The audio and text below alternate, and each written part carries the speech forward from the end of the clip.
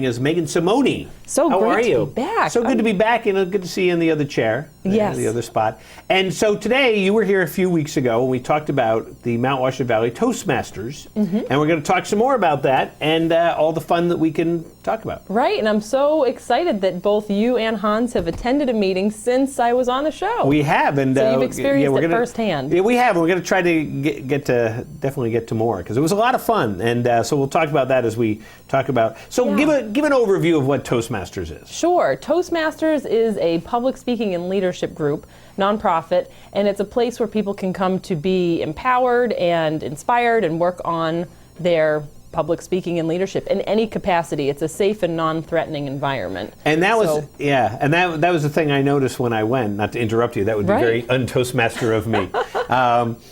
But that was it. It's just I knew a few people in the room, but didn't feel intimidated at all. And that's I think a very important thing because anybody who goes to any type of meeting, it's always like, well, I'm just going to sit in the back and be quiet. And actually, I was kind of called up pretty quickly. You got right up. Rob actually won the table topics of the night. Your speech was so good right out of the gate, and you about my dog Dusty. Yeah. I talked about the dog. That was fun. But I didn't give away the name till the end. But that, I think, is probably one of the most important things to really tell people is that it's not an intimidating thing. And I think that's one of the things that people, probably for any organization that they want to join, they're always like, wow, I don't know. And I didn't feel that at all. And Hans and I talked about that. Neither of us felt that. And I think that's an important thing. We do like to make anybody who attends the meeting feel welcome because obviously we're all there to work on something, whether you're working on becoming a more effective speaker for work or for personal life. Some people need to just brush up on their communication skills for first dates or, just to be able to go to a holiday party and not, feel that have to hide in the corner. Other people do it for real professional reasons. Maybe they're trying to get a raise or have to give a presentation at work. Some people have to give TED Talks or whatnot. So everyone's there for a different reason. And obviously there's some people who just come for the entertainment value, the fun times and the camaraderie. Yeah. Right. Yeah. So we all want to help each other in whatever it is that we're each working on. And that's one of the things that I think a lot of people don't realize, that how important it is to be able to speak clearly and concisely and to be able to get up in front of a group, whether it's talking to 2 people, whether it's talking to 200 people, whatever it might be. Inevitably, sometime in your life, you're going to have that. And some people are very, but what is it? Public speaking is the number 2 fear behind death. Oh, yeah. Or is it number 1 in front of death? I can't remember which. But that's one of the things that everybody's going to have to do it at some time in their life. I was very fortunate when I was in high school. Public speaking was a required course of everybody in the school. It was a 1/4 credit course, but everybody had to take it.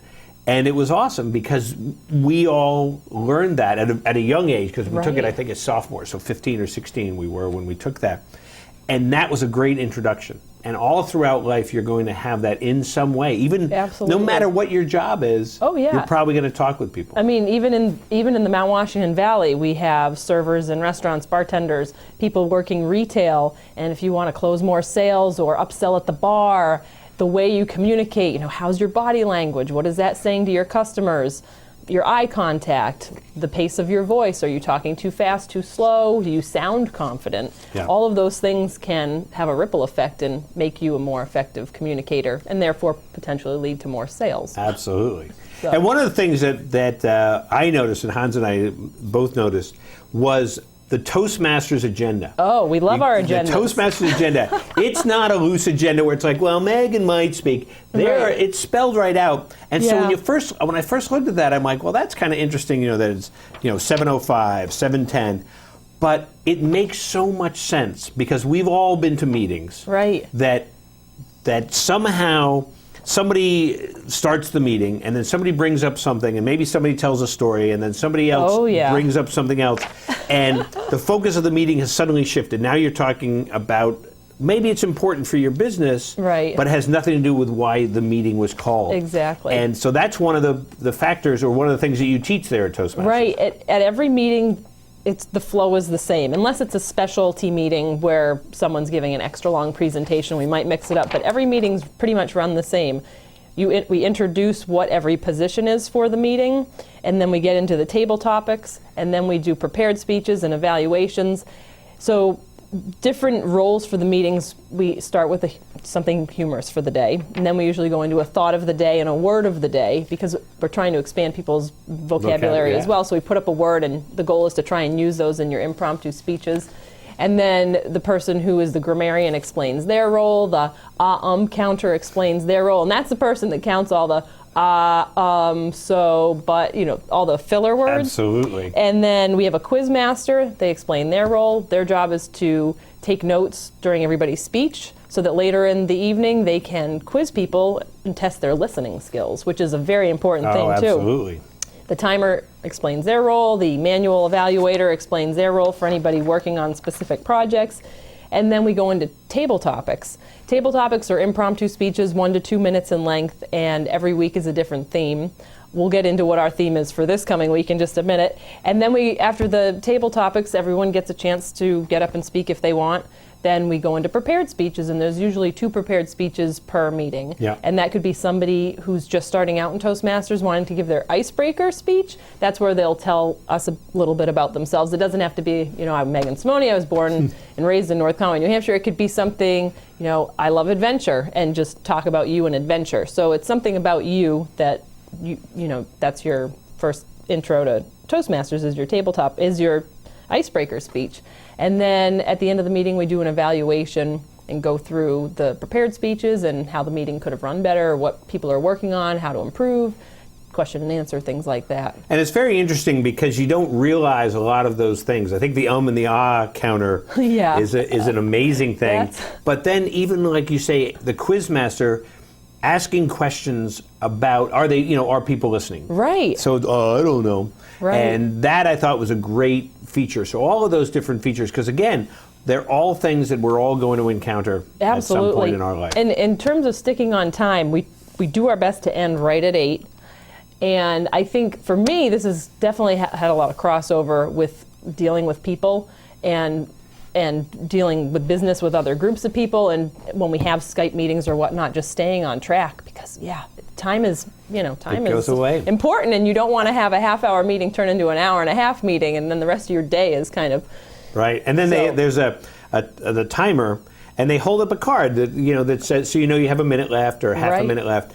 And at first I'm kind of like, well, that's kind of weird, but it makes total sense. And I would love to be able to do that. It would be perfect at a cocktail party. You're talking with somebody and you hold up a card. Okay, you got a minute more to tell me about your kids, or right. And that's hilarious. But it makes you think about it, right? Because all of a sudden you're like, wow, I've got a minute left. I've got to, sum up what I want to talk about. Right. And that, I think, is so important. In a way, we kind of do that here. We have a certain amount of time for our interviews, and so we know, where we have to fall in the clock. But most people don't do that. Right. And they might ramble on. And oh, yeah. There's a lot of great storytellers, and people are working on shortening their stories. I know I tend to be long-winded, so for me, that's always been a challenge at Toastmasters, is keeping my times under the allotted amount. Oftentimes, I go just over 2 minutes for the table topics, and I'm really trying to keep it at a minute and a half, so that if I really work on being short and concise, I have a little leeway if I do go longer. And just the opposite of that, too, it's also they look at,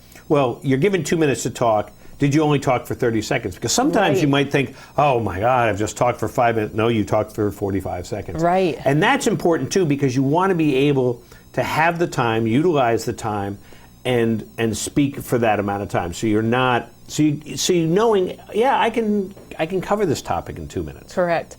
And also to be able to think on your feet. Because the table topics are impromptu, so you really have no idea what you're going to be talking about until you're about to be called up. So to be able to think on your feet and come up with something that makes sense is a good skill to have, because you never know what situation you might find yourself in where you need to just be able to speak extemporaneously. Absolutely. Speaking of table topics, this week's meeting, it's this Wednesday, 6:30 to 8 p.m. is our Yankee Swap themed meeting, and it's really funny because for table topics, everyone brings in a $5 or less gift wrapped in newspaper. We put them up, and then, for example, if this was, I'd open it up, and my table topic would be about what the gift is. So you really have no idea what's inside. Last year people got a bag of pistachios, or 2 painted wine glasses with interesting sayings on them, or a game or anything. It really could be anything, a bottle of windshield wiper fluid. Whatever it is, you have to get up and talk about that gift. Well, that could really come in handy around the Christmas season when you open that gift and you're like, just what I always wanted. This is now you'll know how to speak about it impromptu. That's it. So as we say in my house, my son Reed, we can tell because he'll open up something and he gives us the face. Oh. And you just tell from his face. He doesn't need to speak, but maybe he should learn to do that. So why this is such a great gift, even though he's giving the face, as we refer to the face. So that's great. I mean, and like I said, great group of people. So you meet. Great group of people. The first, third, and fifth Wednesdays of the month. If there's a fifth Wednesday of the month, 6:30 to 8 p.m. at Granite State College in Conway. So that's down in the Tech Village, down in that zone. And we try to start right on time and end on time. We're usually there by 6:15, so that people coming in, we can mingle a little bit and chat. But I think that's an important thing too, because a lot of times you might go to a meeting or go to an organization and you're like, well, I don't know how long this meeting's going to go. Exactly. And can I afford to wrap it up. We're going to spend that amount of time? So I like that. I like that fact of that there's a start time and an end time. And I think that's important too, because we've been to meetings where, well, now you're starting 20 minutes late. Right. So it's got. So we are mindful of people's time. Speaking of which, I know Keith that we're out of time. Keith was just giving us the go-ahead. So thank you for give us a quick wrap-up, Meghan Simone. Right. Toastmasters, again, nonprofit, or public speaking and leadership group nonprofit. Come on down to Granite State College, 6:30 to 8 p.m. Wednesdays, first, third Wednesdays of the month, sometimes the fifth. And it's a safe and supportive environment for you to work on anything public speaking and leadership related. That sounds great. Thanks, Rob. Well, Meg, we'll see you again. Yes. And we'll be back here in a minute on White Mountains Today.